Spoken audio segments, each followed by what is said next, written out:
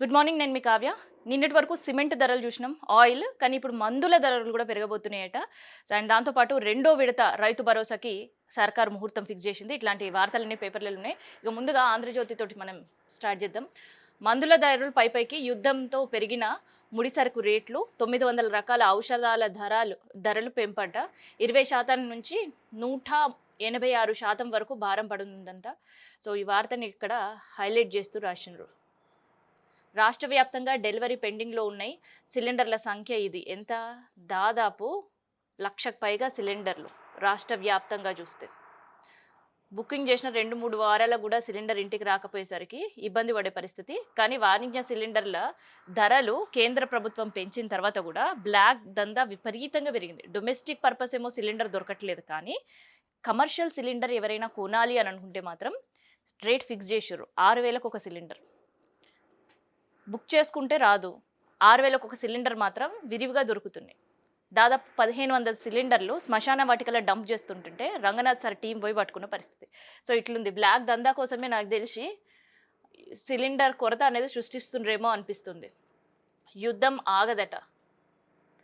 మళ్ళీ కోలుకోకుండా ఇరాన్ను ధ్వంసం చేస్తా ట్రంప్ వార్నింగ్ చేసిండు. అండ్ ఇరాన్కి సంబంధించిన సైనికాధికారి కూడా మాకు అమెరికా పైన కోపం ఉంది తప్ప మీ ప్రజలపైన కాదు అని చెప్పి కూడా నిన్న మాట్లాడిన పరిస్థితి. గ్రూప్ 1 నియామకాలు సక్రమమేనంట తేల్చి చెప్పిన సర్వోన్నత న్యాయస్థానం. టీజీపీఎస్సీకి మూలాంకన విధానం సరిగ్గానే ఉంది. హైకోర్టు డివిజన్ బెంచ్ తీర్పులో కలగజేసుకోలేము అంటూ కోర్టు తీర్పిచ్చింది. మళ్ళీ నిరుద్యోగుల ఆశల మీద నీళ్ళు జల్లినట్టే అయింది. మళ్ళీ ఆడపిల్లలు లేనా అంటూ భార్యని, 2 కుమార్తెలను ఈత కొలను ముంచి హత్య చేసిందంట. భార్య ప్రస్తుతం 3 నెలల గర్భిణి అట. ప్రమాదవశత్తు జరిగిందని చిత్రీకరించే ప్రయత్నం చేసినారు. హన్మకొండ జిల్లాలో ఈ దారుణమైన ఘటన జరిగింది. గ్యారంటీలపై సందేహాలుంటే తెలంగాణకు రండి అంటూ ఆహ్వానించిండు సీఎం సార్. ఎవరిని?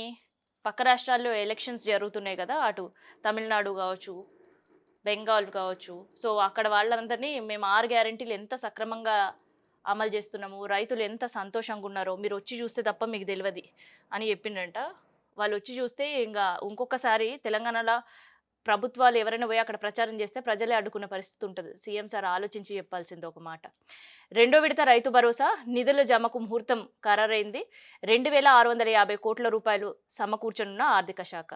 సో ఈ సమకూర్చనుండేందో నాకు అర్థం కాలేదు. ఎందుకంటే గతంలో ఎన్నికల ముందు నల్గొండ సభ పెట్టి సీఎం సార్ ఆల్రెడీ 9,000 కోట్ల రూపాయలు మేము అప్పు తీసుకొని వచ్చినాం రైతుల కోసం, అవి ఎన్నికలు అయిన వెంటనే అందరికీ ఇచ్చేస్తాము అన్నారు. సో ఆ తర్వాత ఫస్ట్ దఫా మనం చూసిందే. ఫస్ట్ దఫా ఇచ్చి కూడా ఇప్పుడు దాదాపు 12 రోజుల పైన అవుతుంది. తర్వాత రెండో దఫాకి నిధులు సమకూరుస్తుర్రట. ఇక సమకూర్చే పనిలో ఉంటే ఇక ముహూర్తం ఎప్పుడు ఫిక్స్ చేస్తారనేది తెలియదు.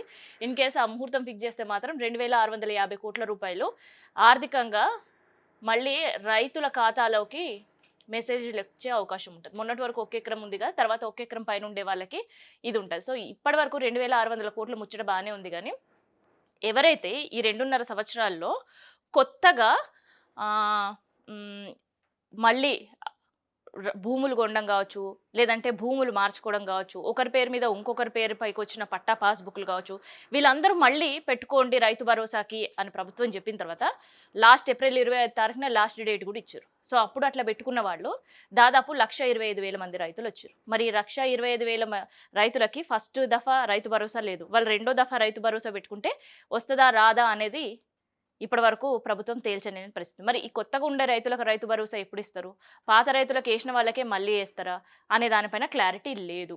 సో ఇంకొక వ్యవసాయ శాఖ తీసుకున్న ఒక మంచి నిర్ణయం ఏంది అంటే, రైతుల కోసం, రైతుల కోరిక మేరకు, రైతుల నిరసన మేరకు, వైద్య శాఖ నిరసన మేరకు ఏంటిదంటే పారాకైట్ అనే గడ్డి మందుని బ్యాన్ చేయడం.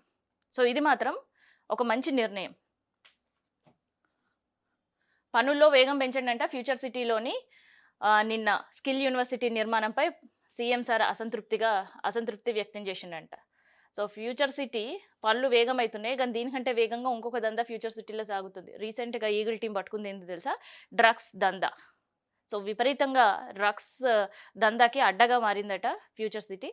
దాదాపు 8 మందిని డ్రగ్స్ అమ్ముతూ పట్టుకున్నారు, కొంతమంది డ్రగ్స్ తీసుకునే వాళ్ళని కూడా పట్టుకున్నారు. సో దానిపైన సీఎం సార్ కూడా ఒక కన్నేసి పెట్టాలి. మూసీకి లైన్ క్లియర్ అయిందట. సుందరీకరణకు తొలి అడుగు. సో ఓంకారేశ్వర ఆలయంతో సీఎం సార్ రీసెంట్‌గా శంకుస్థాపన, పూజా కార్యక్రమాలన్నీ చూసినాం గదా! సో దానికి సంబంధించి పటోలా కార్తిక్ రెడ్డి, సబితా ఇంద్రారెడ్డి కొడుకు ఒక ఎన్‌జీటీలా ఒక పిటిషన్ ఏషిండు. మూసీ సుందరీకరణ పేరు మీద పర్యావరణం ధ్వంసం కాబోతుంది అని. సో మరి దానికి సంబంధించి సరైన వాళ్ళకి ఇయ్యాల్సిన అధికారులకు ఇవ్వలేకపోయిండా? లేదంటే సరిగా ఏం జరుగుతుంది మూసీ సుందరీకరణ ప్రాజెక్ట్‌లో అనే ఎవిడెన్స్ చూపించలేకపోయిండో తెలీదు గానీ, సో మొత్తానికైతే మూసీ సుందరీకరణ ప్రాజెక్ట్‌కి క్లియరెన్స్ వచ్చింది. ఇక క్లియరెన్స్ వస్తే ఏముంది? ఆగే పరిస్థితి లేదు. బఫర్ పెరుగుతది. ఇల్లు కూలితే 1,00,000 మంది ఖచ్చితంగా రోడ్డు పైన పడే అవకాశం ఉంటది. జోక్యం చేసుకోలేము. ఇందాక గ్రూప్ 1 వాళ్ళ గురించి చదివాం కదా! అదే వార్త దిశ పేపర్ గూడా ఇక్కడ క్యారీ చేసింది. కమిషన్ల కోసమే ప్రైవేట్ వాళ్ళకి ఆర్డర్‌లు ఇచ్చిండ్రంట. చేనేత ఉసురు పోసుకుంటున్నారు Congress. BRS working president Ramanna అన్న పరిస్థితి. ఎందుకు? కమిషన్ల కోసమే కాంగ్రెస్ సర్కారు నేతలను ఉసురు పోసుకుంటుంది. బీఆర్ఎస్ వర్కింగ్ ప్రెసిడెంట్ కేటీఆర్ అన్నాడు. ఇది ప్రజాస్వామ్యమా లేక ప్రైవేట్ లిమిటెడ్ కంపెనీయా అని ఆగ్రహం వ్యక్తం చేసిండు. ఎందుకు? 105 కోట్ల రూపాయలకు సంబంధించిన స్కూల్ యూనిఫామ్‌లు. గత ప్రభుత్వం ఏదైతే స్కూల్ యూనిఫామ్‌లు సిరిసిల్ల ఈ చేనేత కార్మికులకు ఉపాధి కల్పించేది, ఏడాదిలో వాళ్ళకి 2 సార్లు. ఒకటి స్కూల్ యూనిఫామ్‌లు. రెండోదేందంటే బతుకమ్మ చీరలు. ఇవన్నీ నేపిచ్చేవారు. సో, ఈ 2 వర్కులతోటి సంవత్సరం పొడుగునా నేతన్న ఇంట్ల పస్తులు పడుకునే పరిస్థితి ఉండకపోయేది. కానీ ఇప్పుడు బతుకమ్మ చీరలు ఇగ ఎరకనే దాని గురించి మనం మాట్లాడాల్సిన పని లేదు. ఇంద్రమ్మ చీరలు అయిపోయినాయి. ఇంద్రమ్మ సందర్భంగా ఈ ఇయర్ అయితే మంచిరు. వచ్చే ఇయర్ దేవుడెరుగు. 2 సంవత్సరాలు బతుకమ్మ పండుగకి చీరలు లేవు. సో, నేతన్న పుట్టగొట్టిన పరిస్థితి. మరి స్కూల్ యూనిఫామ్‌లైనా ఆధారపడి బతికే వాళ్ళు ఉంటారు గదా! మరి వాటి పరిస్థితి ఏందంటే 105 కోట్ల రూపాయలు పెట్టి ప్రైవేట్ కంపెనీలకి ఇచ్చారు. సో, ఇప్పుడు అకాడమిక్ ఇయర్ స్టార్ట్ అయిన తర్వాత పిల్లలకి 21 వస్తువులతో కూడిన ఒక కిట్ ఇవ్వబోతున్నారు. ఆ కిట్‌లో 2 జతల యూనిఫార్మ్స్ గూడా ఉండబోతున్నాయి. ఆ యూనిఫార్మ్స్ ఇయ్యాలి పిల్లలకంటే నేతన్నలు ఆల్రెడీ నేయించడం స్టార్ట్ జేయాలి. సో, ఆ నేతన్నలకి ఈసారి ఆ పని ఇయ్యకుండా ప్రైవేట్ కంపెనీలో కట్టబెట్టిర్రంట. సో, దానిపైనే నిన్న వర్కింగ్ ప్రెసిడెంట్ కేటీఆర్ మాట్లాడిన పరిస్థితి. కూతుర్ని బలిచ్చిన తల్లి కొడుకు ఆరోగ్యం కోసం ప్రియుడితో కలిసి ఘాతకానికి ఒడిగట్టిందంట. అదే వార్తని ఇక్కడ హైలైట్ చేస్తూ రాసిండ్రు. మంత్రి లేఖన అయితే నాకేంది అని వ్యవహరించిండంట ఒక సీనియర్ అధికారి. సో, ఎందుకు ఆయన అట్లా వ్యవహరించిన తీరు అనంటే, ఒక మహిళా మంత్రి ఒక లెటర్ పంపించింది. ఎందుకు? మా నియోజకవర్గంలో ఈ పనులున్నాయి. ఈ పనులు ఎమర్జెన్సీగా చేయాల్సింది. దీనికి సంబంధించిన నిధులు విడుదల చేయాలి అంటూ ఒక అధికారికి ఒక లెటర్ పంపించింది. ఆ లెటర్ పంపిస్తే సెక్రటేరియట్‌కి అధికారి ఏమన్నాడో ఎరకనా? మీ మంత్రి మేడంకి ఇప్పటివరకు తెలవదా? మొన్నటి వరకు బడ్జెట్ సమావేశాలు అయినాయిగా. బడ్జెట్ సమావేశంలో బడ్జెట్ అలొకేషన్ ఏంది? బడ్జెట్‌లో పైసలున్నాయో గూడా తెలవకుండా ఇట్లా లెటర్‌లు పంపిస్తే నేనేం జేయాలి? పైసలు లేనప్పుడు. మంత్రి అయితే ఏంది? ఇంకెవరైతే ఏంది? అస్సలు ఈ లెటరే చెల్లదు. తీసుకొని వెనక్కి ఇవ్వు అని చెప్పిండంట. సో, అదే వార్తని ఇక్కడ హైలైట్ చేస్తూ రాసిర్రనమాట.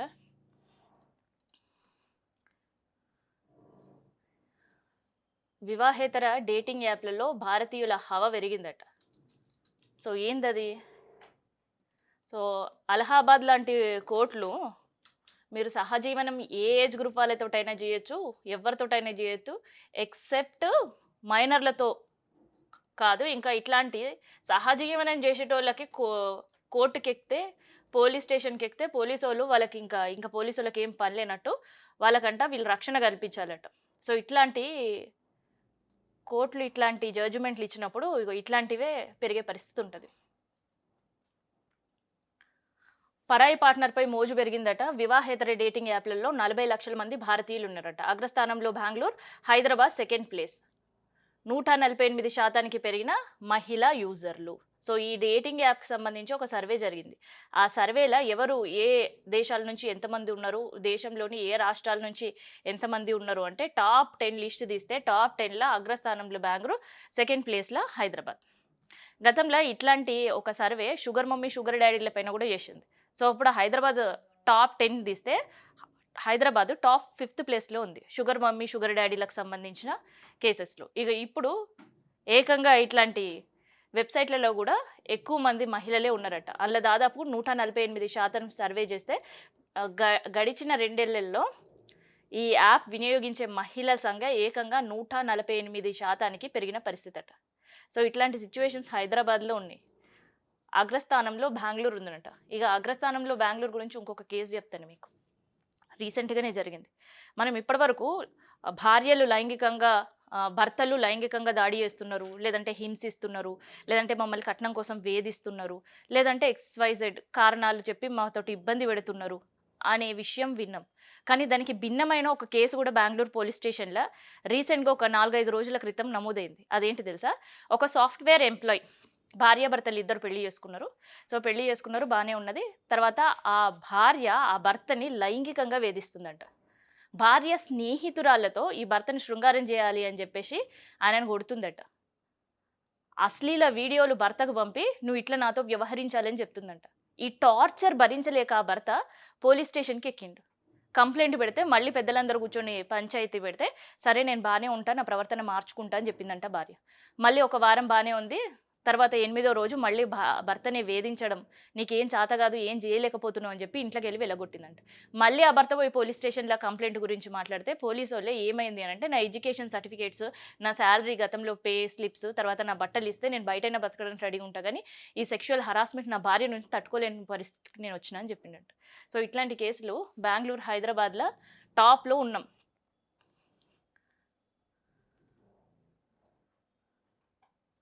గుండెకి నీటితోనే భద్రతంట. స్త్రీలు రోజుకి 1.2 టు 1.5 నుంచి 2 లీటర్స్ వరకు నీళ్ళు తాగితే మంచిది. పురుషులైతే 2-3 లీటర్లు నీళ్లు తాగాలి అంటూ కూడా హెల్త్‌కి సంబంధించిన కేర్ న్యూస్ ఇక్కడ కనిపిస్తుంది.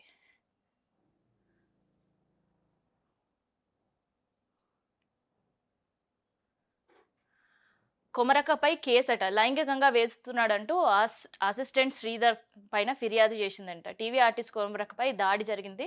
కొత్తగా ట్విస్ట్ ఏం చోటు చేసుకుంది అంటే, ఈ కొమరక్కకు సంబంధించిన శ్రీనాథ్ అనే ఒక అసిస్టెంట్ ఉన్నాడు. సో, ఆ అసిస్టెంట్ పైన రీసెంట్‌గా కొమరక్క ఒక కేసు పెట్టింది. ఏంటిదంటే, ఆయన నన్ను లైంగికంగా వేధిస్తున్నాడు, నన్ను ఇబ్బంది పెడుతున్నాడు అండ్ ఆర్థిక లావాదేవీల లెక్కలు కూడా నన్ను చూస్తాడు. అందులో కూడా కొంత అవకతవకలున్నాయని చెప్పి ఒక కేసు పెట్టింది. కేసు పెట్టిన తర్వాత 15 రోజుల తర్వాత కొమరక్కని పిలుద్దా మాట్లాడతా అని కొంతమంది వచ్చిర్రట. తర్వాత ఫోటో దిగాలి మేము మీ ఫ్యాన్స్ అన్నారట. ఫోటో దిగిన తర్వాత మంచిగా దేహశుద్ధి చేసింది. అటు నుంచి వెళ్ళిపోయారట. సో, మళ్ళీ నన్ను కొట్టిర్రని పోలీస్ స్టేషన్‌కి ఎక్కిన కొమరక్క కేసు పెడితే పోలీసులు ఏమైంది అని విచారణలో అడిగిన సందర్భంలో ఎవరైతే కొట్టిన వాళ్ళని పట్టుకున్నారుగా, ఎందుకు మీరు కొట్టిర్రంటే, ఎవరైతే శ్రీనాథ్‌కి సంబంధించిన ఫ్రెండ్స్ మేము, శ్రీనాథ్‌నే వేధించింది లైంగికంగా నాతోటి ఉండాలి అని చెప్పేసి. ఆ తర్వాత దానికి ఆయన ఒప్పుకోకపోవడంతోటి ఆయనకొక కుటుంబం ఉంది. ఆ కుటుంబంని విడిచి నేను రాలేను అని చెప్పిన తర్వాత ఆయన పైనే ఉల్టా కేసు దబాయించింది. బ్లాక్‌మెయిల్ చేస్తుంది. అందుకని మేము ఎళ్లి కొట్టినాం. సో, ఇట్లుంది పరిస్థితి. ఎవరిని ఎప్పుడు ఎవరిని ఎట్లా నమ్మాలో నమ్మొద్దో అర్థం కాని పరిస్థితులు ఉన్నాయన్నమాట. ఈ విచిత్రమైన కేసులు. నమస్తే తెలంగాణ యుద్ధం.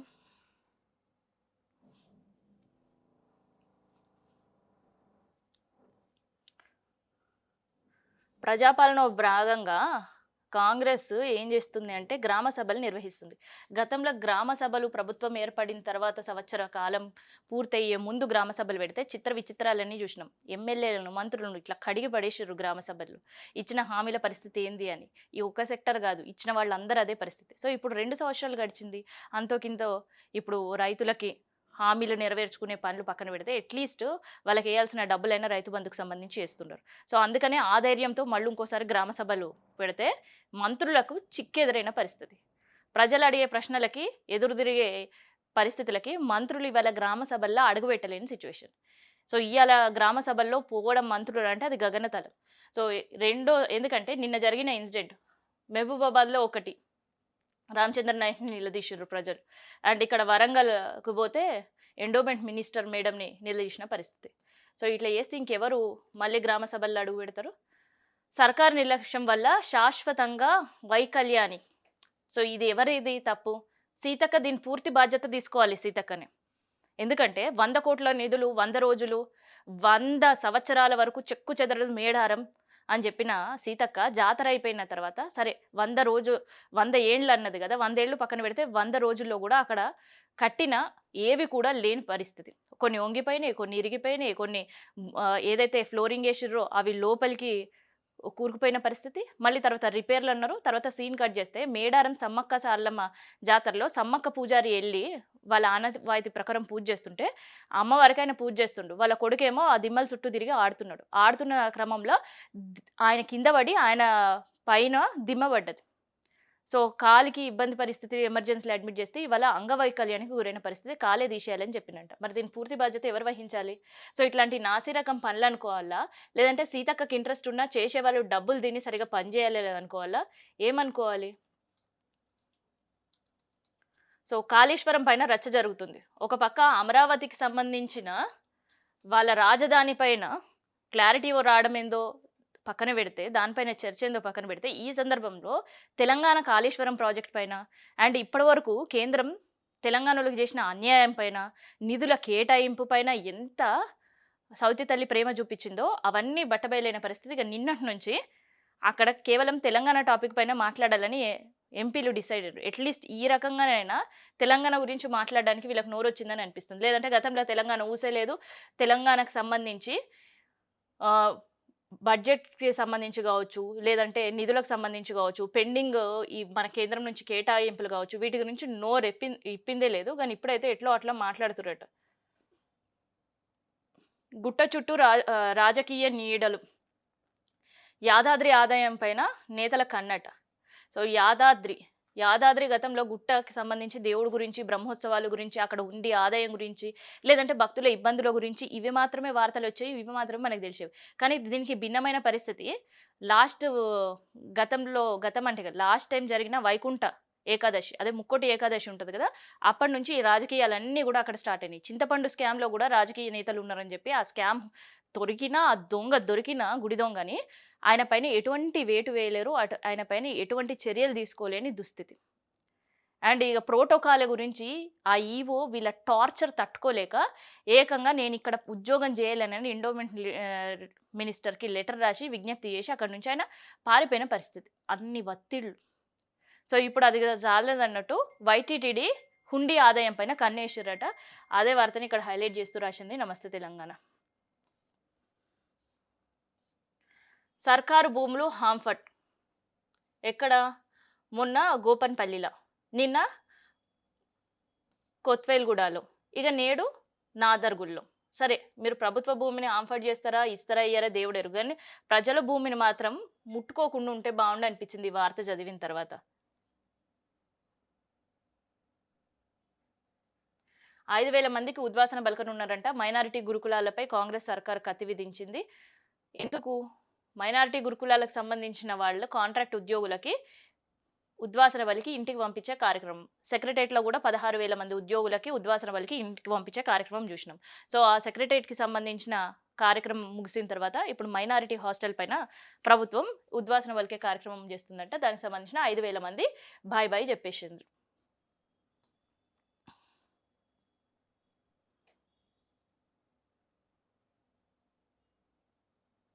కాళేశ్వరం జలాలు చూపిస్తాం, వచ్చే మీకు దమ్ముందా అంటూ కేంద్ర మంత్రి కిషన్ రెడ్డిని హరీష్ రావు సవాల్ చేసిండు. మీ వ్యాఖ్యలు కాంగ్రెస్, బీజేపీ పొత్తుకి సాక్ష్యం అన్నారు. ఆర్థిక సర్వే రిపోర్ట్ మీ కళ్ళ ముందే కనిపిస్తుంది కదా అనేది హరీష్ రావు సవాల్ విషయంలో అదే వార్తని ఇక్కడ హైలైట్ చేస్తూ రాశారనమాట.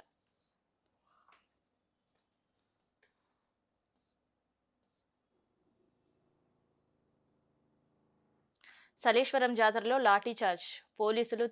పోలీసుల తీరుపై ప్రజలు ఆగ్రహం వ్యక్తం చేశారు. భక్తులు ఆగ్రహం వ్యక్తం చేశారు. నల్లమల్లలో అడుగడుగున ట్రాఫిక్ జామ్. సో, ఇది అడవుల్లో జరిగే సలేశ్వరం జాతర. సంవత్సరానికి ఒకసారి మాత్రమే శివయ్య దర్శనం ఉంటది. మేడారం సమ్మక్క సారలమ్మ జాతర ఎట్లయితే ఉంటదో వనదేవతల జాతర, ఆ తర్వాత తెలంగాణలో ఇంకేదైనా పెద్ద ఎత్తు జాతర అది పూర్తిగా అడవుల్లో జరిగే జాతర అంటే ఒకటి సమ్మక్క సారలమ్మ, రెండోది సలేశ్వరం జాతర. ఈ సలేశ్వరం జాతరకు వెళ్ళాలంటే కనీసకం వెహికల్స్ కూడా ఎళ్ళని పరిస్థితి. సో, ఆలయం నుంచి దాదాపు 20 కిలోమీటర్ల వరకు కూడా కేవలం కాలినడకనే వెళ్ళాలి. సో, విపరీతమైన రష్ ఉంటది. సో, ఆ సందర్భంలో అక్కడ భక్తుల పైన లాఠీ చార్జ్ చేసిరట పోలీసులు. ఆ వార్తని ఇక్కడ హైలైట్ చేస్తూ రాసిరండి.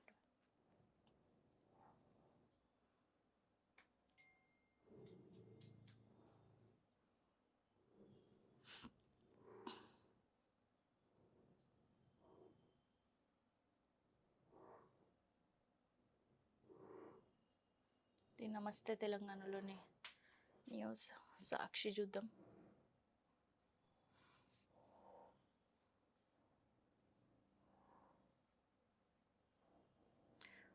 తెలంగాణలో గ్యారంటీ మా హామీలు ఎలా అమలవుతున్నాయో మా రాష్ట్రానికి వచ్చి చూడండి. కేరళలో ముఖ్యమంత్రి నిన్న రోడ్ షోలు, కార్నర్ షోలు ఇవన్నీ చేసిన సందర్భంలో మాట్లాడిండనమాట. అవినీతి కుటుంబ పాలనకు కేసీఆర్, విజయాల మధ్య పెద్ద వ్యత్యాసం ఏం లేదని మాట్లాడిండు. తర్వాత కేరళను మోదీ బ్రదర్స్ పాలిస్తున్నారు అంటూ కూడా విమర్శ చేసిన పరిస్థితి. సో విజయన్‌కి, కేసీఆర్‌కి సంబంధం ఏదో నాకు తెలవది. సో విజయల్ ఏమన్నా తెలంగాణ రాష్ట్రం కోసం కేసీఆర్ కొట్లాడినట్టు దీక్షలు చేయడం, అందరిని సమీకరించడం, సో ఉద్యమం చేసి రాష్ట్ర సాధన చేయడం అట్లాంటివి ఏమైనా చేసిండా? వచ్చిన తర్వాత పక్క రాష్ట్రాలకు భిన్నంగా ఉండాలని డెవలప్ చేయడం, కొత్త పథకాలు పెట్టడం ఇవన్నీ ఏమైనా చేసిండా? సో అనేది మాట్లాడేటప్పుడు కొన్నిసార్లు ఆలోచించి మాట్లాడాల్సిన పరిస్థితి. సో ఇక్కడ అసెంబ్లీ చిట్ చాట్‌ల నేను రాముడు, కేసీఆర్ ఏమో రావణుడు, రావణుడి వల్ల రాముడు ఎట్లా హీరో అయిండో అట్లనే నేను కూడా హీరో అయినా, నాకు గుర్తింపు వచ్చిందంటే అది కేవలం కేసీఆర్ వల్లనే. సో ఈరోజు తెలంగాణ రాష్ట్రం గనక మనం సాధించుకోకపోయి ఉంటే, ఏ రాష్ట్రానికి ఎవరు ముఖ్యమంత్రి అయితుంటే, ఈ రాష్ట్ర ముఖ్యమంత్రిని అని ఒక ట్యాగ్ ఏసుకొని పక్క రాష్ట్రాల్లో ఎళ్లి ఎట్లా ప్రచారం చేస్తుండే, సో ఇట్లా ప్రచారాలు చేసే సందర్భంలో కేసీఆర్ గురించి మాట్లాడాల్సిన సందర్భం ఎందుకొచ్చిందో అనేది నాకైతే తెలవదు. సో ఇట్లాంటి మాటలని మాట్లాడేటప్పుడు సీఎం సార్ ఒకసారి ఆలోచించాలి. ఎందుకంటే పొత్తులో ఉండే లెఫ్ట్ పార్టీలు కూడా ఈ మాటలపైన అభ్యంతరం వ్యక్తం చేసే పరిస్థితి కనిపిస్తుంది. 167 కోట్లు పలికిన రవివర్మ చిత్రం. ఏంటిది? ఒక ఫోటో చిన్ని కృష్ణయ్యకి సంబంధించిన యశోద, చిన్ని కృష్ణయ్యకి సంబంధించిన ఈ ఫోటో నిన్న ఒక వేలం జరిగింది. ఒక ఫోటోకి సంబంధించిన గ్యాలరీలో ముంబైలో. సో అందులో 167 కోట్ల రూపాయలు పలికిందంట. గతంలో ఇట్లాంటిది ఇండియా చిత్రకారులకు సొంతమైంది 1,18,00,000 రూపాయలకి. ఎప్పుడో ఒక 10 సంవత్సరాలు, 12 సంవత్సరాల క్రితం అరుదుగా అమ్ముడుపోయింది. ఆ తర్వాత మళ్ళీ 167 కోట్ల రూపాయలకి చిన్ని కృష్ణయ్య ఫోటోకి సంబంధించిన ఫ్రేము మనకే అత్యధికంగా వేలంలో దక్కిన ఘనతనంట. సో అదే వార్త ఇక్కడ హైలైట్ చేస్తూ రాసిర్రు.